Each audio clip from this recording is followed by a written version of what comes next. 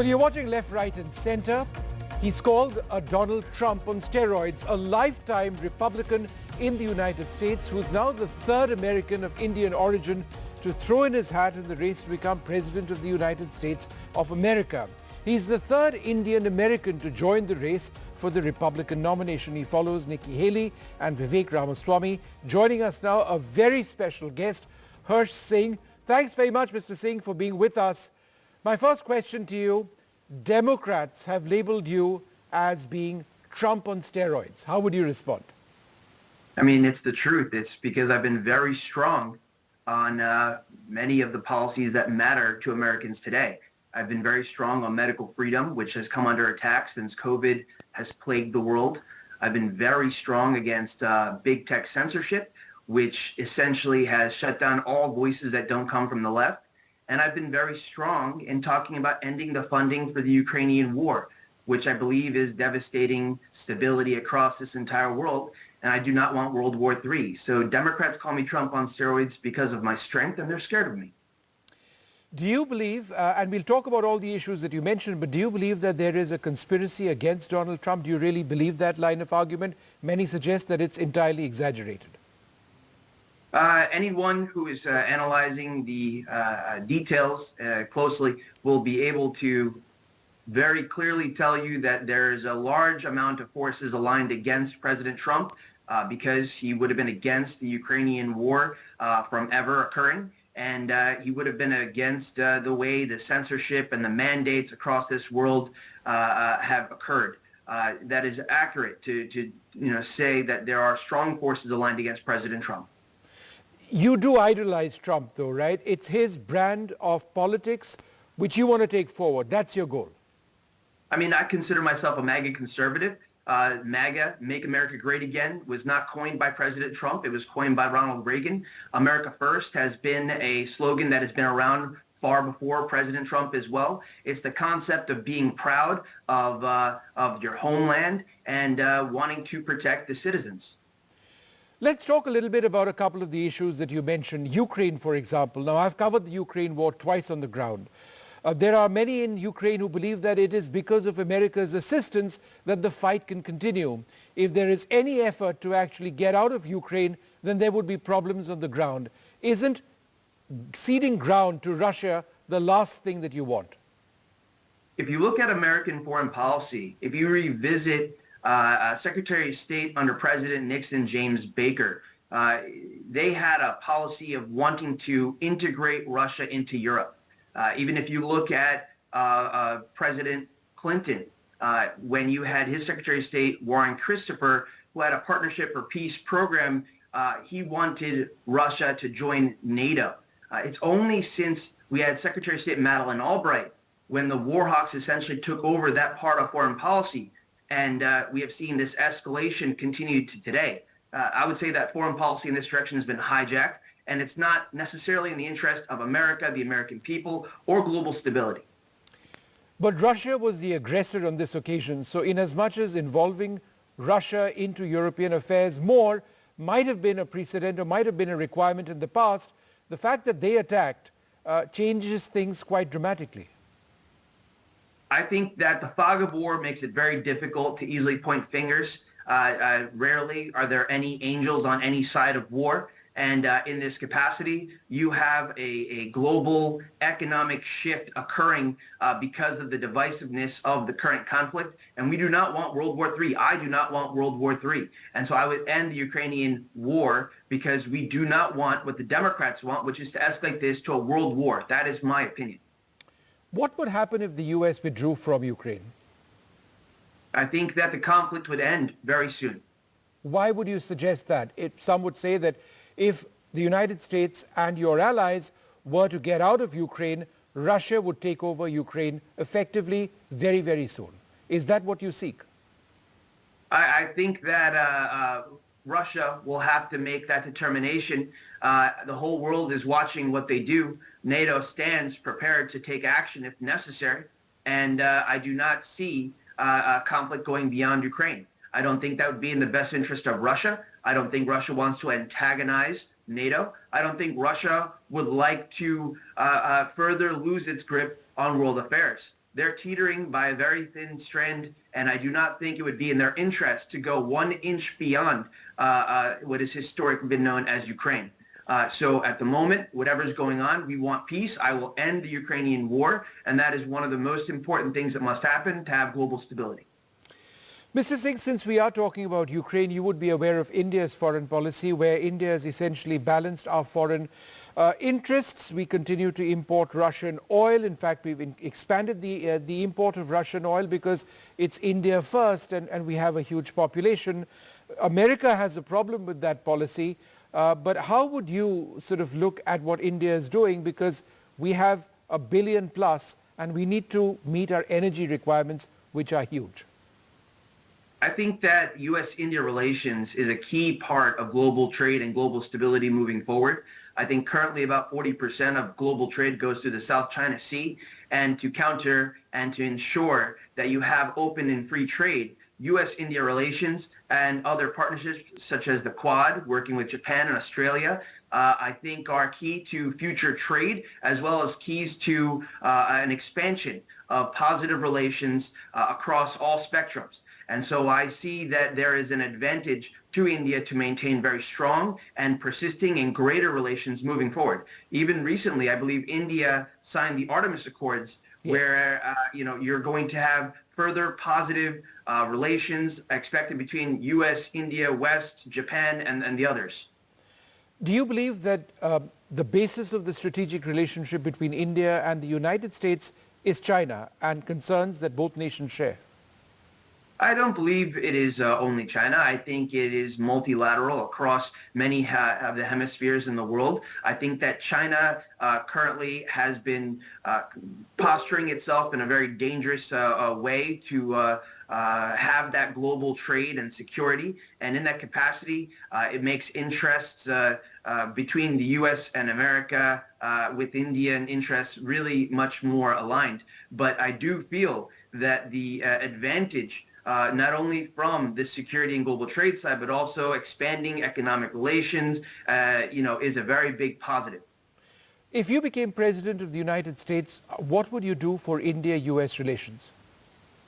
In a U.S.-India, underneath my administration, I think it would be very clear that the positive aspects of gaining further economic relations with India would be realized. I think one of my main focuses is to bring core manufacturing home. We saw during COVID how due to too many economic eggs being in certain parts of the global community, we had certain types of limitations on what were available. I think having a more diverse approach to manufacturing, making sure core manufacturing returns to the homeland here in America, would be beneficial not only for the U.S., but also for the globe at large. I see India as being one of the keys of ensuring global stability. And I think that if there was no Ukrainian war, once that is concluded under our administration, then peace and prosperity would be able to really start expanding across the entire globe.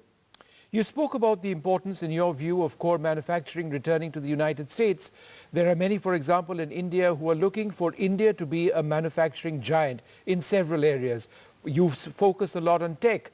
India is very keen on that as well. We've seen a lot of sales of Apple come to India, manufacture of Apple products come to India from China. Do you think that that could be a future area of disagreement between your vision of America becoming or dominating the manufacturing space and countries like India, which have our own aspirations? Not at all. I think that America can take care of core interests at home, and at the same time, there's plenty of opportunity across the spectrum.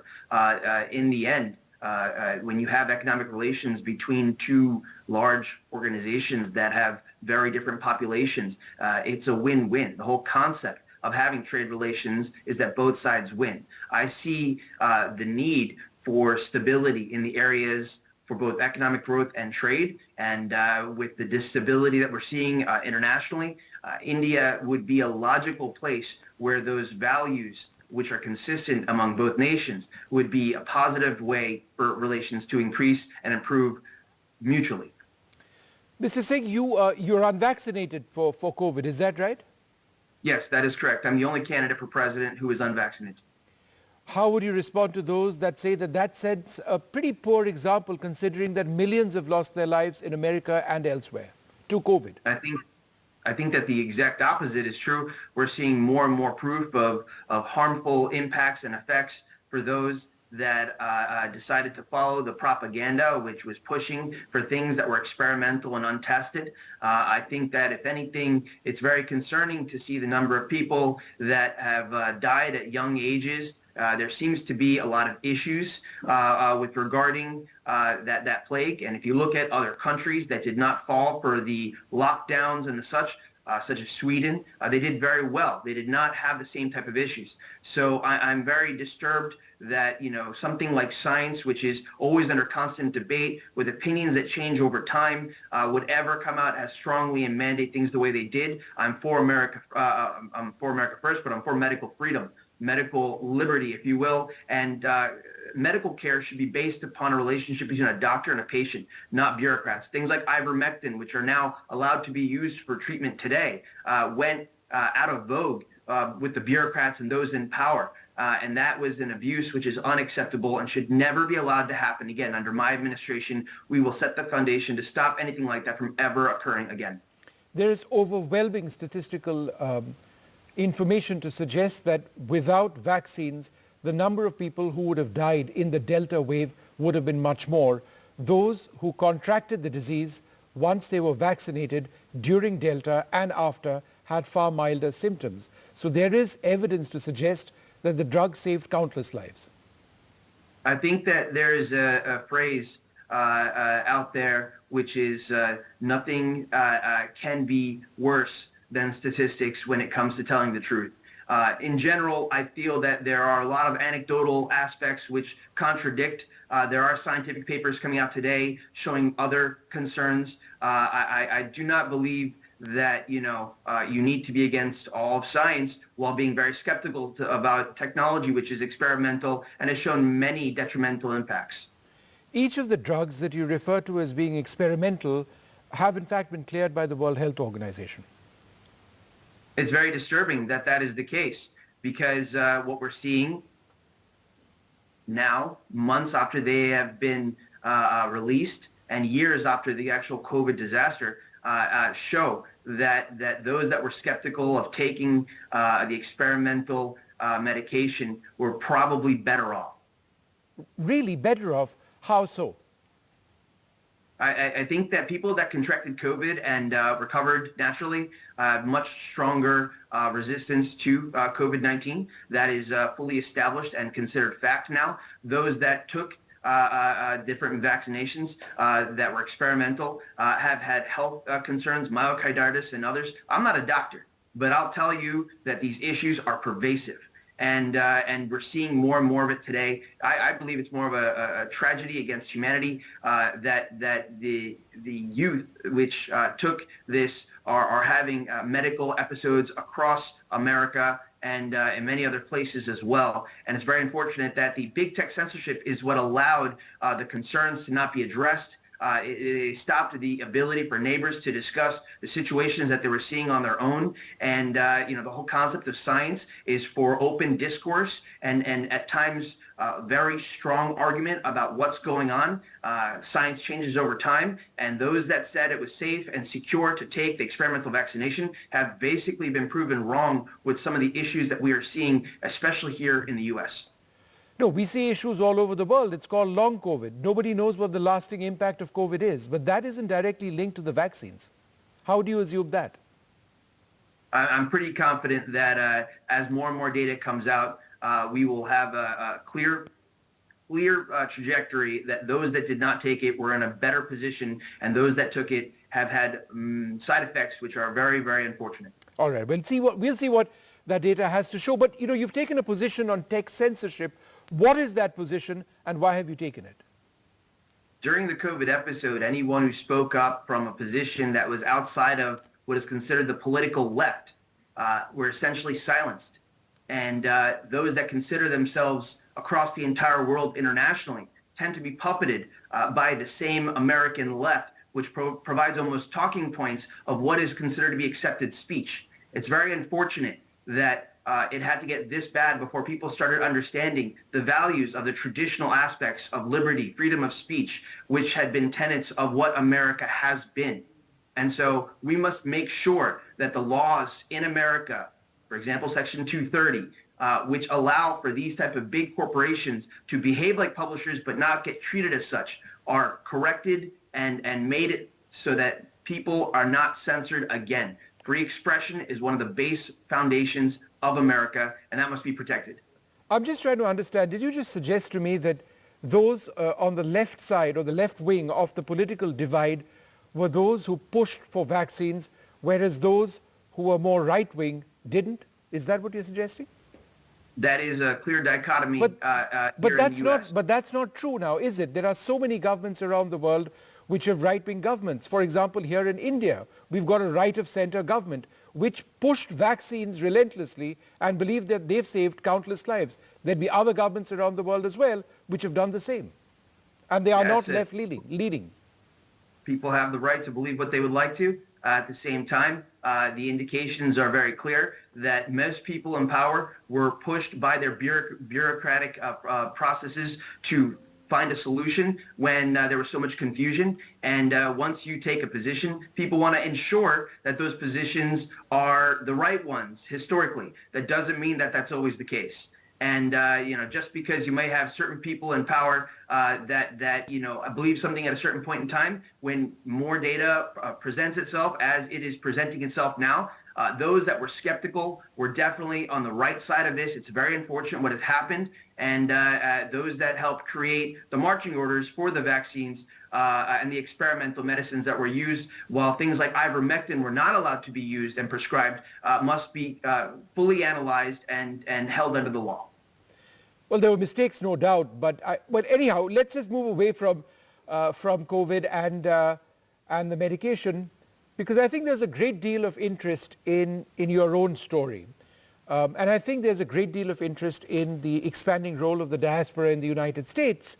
Do you believe that America is ready to see a U.S. president with an Indian origin?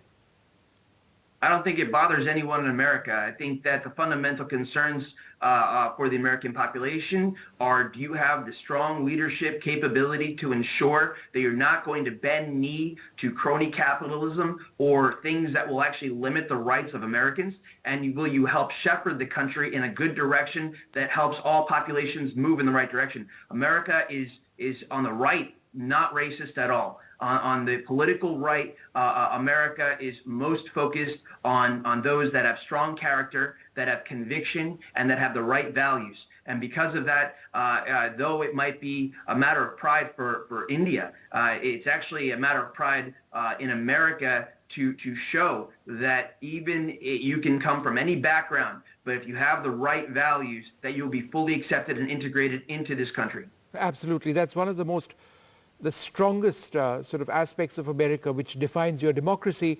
But tell us a little bit about yourself. Do you have strong roots back in India even now? Yeah, both my grandparents were members of both Rajya Sabha, Lok Sabha. I think even before that, my great-grandfather, Colonel Girdhari Singh, was known as the Lion of Italy. He was underneath General Montgomery when they liberated North Africa from General Rommel, the German General Rommel in North Africa. And then I think they helped remove the Nazis from the east coast of Italy when the Americans were on the west coast. So I have, if you go further back, I think there's even more, both military, political, or otherwise. It's definitely in my family. It's in me. There's no way I couldn't be involved. I care about public service to the core. I care about doing things the right way. And I'm blessed to be able to try and serve society, because that's the highest calling that could be. And if you can do that well, everyone wins. A final question to you, and this isn't just restricted to your politics or your party, but the growing role of the diaspora in the United States, not just industry, but also in politics. What does it say about the community? Well, the Indian American community is a very genuine and authentic community. We focus on very strong family values. We believe in education is superior to almost anything, that knowledge is the goal, and that with these fundamental values, we integrate very well in almost any part of the world. Here in America, the Indian American community have become industry leaders in every sector, whether it's the legal side, the technology side, whether it's the medical side, whether it's just entrepreneurial. There's a joke that America runs on Dunkin', and I would say the Indian American community owns more Dunkin' Donuts than any other. In effect, America runs on Indian Americans. You could say that more than 50% of the hotels in America are owned by the Indian American community. So though we are a minority by far, only a couple million at most, we are very proud to be American. We're very genuine in our hard work. And whenever there's a company that might be going through difficult stripes, they tend to hire lots of Indian Americans to try and turn the trajectory around. In that same capacity, the place where the Indian Americans have had the least amount of presence has been in the political sphere, especially completely almost alien from the political right. We need a balance. We need people that are happy and proud to be American, but also bring the values that our community has into the fold. It's a win-win for not only America, but the entire world when America is going in the right direction and rising. All right, Hirsh Singh, thank you very much for speaking to us. You've got a long campaign ahead, and we wish you the very best of luck. Thank you very much indeed.